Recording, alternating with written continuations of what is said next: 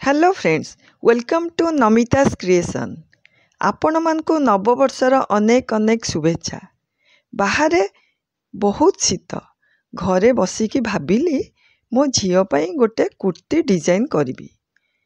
Fast मु कुर्तीर border रे less stitch करी, तापरे गोटे पैटर्न डिसाइड करिकी ता बॉडी रे आउटलाइन ड्रॉ करी।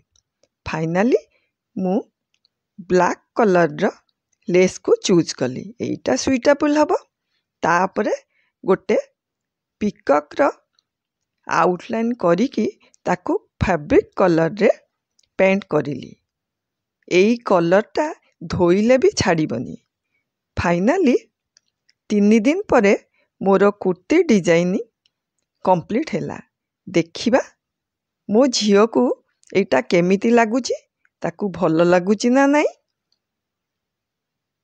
मते तो बहुत भल लगुची, सी कौन कहूची।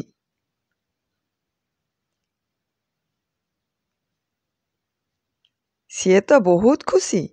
एइटा हैला फाइनल लुक।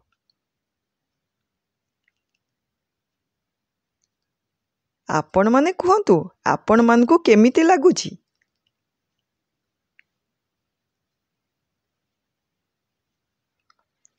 लंच रे मु भाबिली साग भजा करी।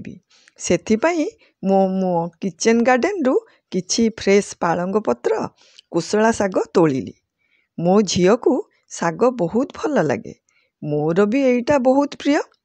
आज लंच रे हब पालंग पकोड़ा, कुशला साग भजा, आलू फूलकोबी भजा, अरुआ भात, डाल फ्राए आउ पापड़ भजा।